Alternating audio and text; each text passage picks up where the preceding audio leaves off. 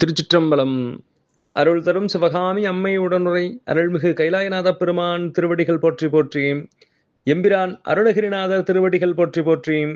கந்தர் அலங்காரத்தினுடைய 64வது பாடல் நம்முடைய சிந்தனைக்கு. பட்டிக்கடாவில் வரும் அந்தகா உனை பாரறிய வெட்டி புறங்கண்டு அலாது விடு. வெய்ய சூரனை போய் முட்டி பொருத செவ்வேர் பெருமாள் திருமுன்பு நின்றேன்.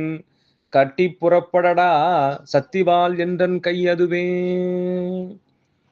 பட்டிக்கடாவில் வரும் அந்தகா, பெரிய எருமை மாட்டின் மேல் வரக்கூடிய யமனே, உன்னை பாரறிய வெட்டி புறங்கண்டு அலாது விடேன்.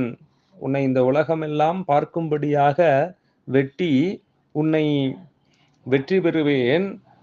வெய்ய சூரனை போய் முட்டி பொருத செவ்வேர் பெருமான் திருமுன்பு நின்றேன்.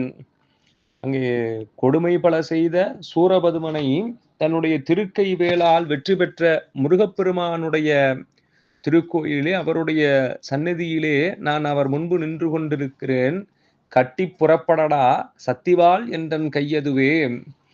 இங்கே நீ என்னை பாசக்கயிறால் கட்டி இழுத்து செல்ல புறப்பட்டு வா.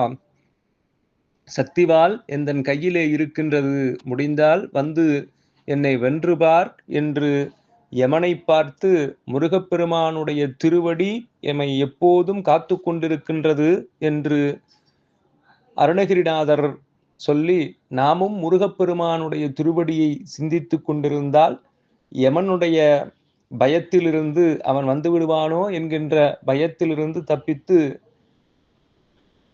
முருகப்பெருமானுடைய திருவடியையே எப்போதும் சேர்ந்திருக்கலாம் என்று நமக்கு அறிவுறுத்துகின்றார் அருணகிரிநாதர். திருச்சிற்றம்பலம்.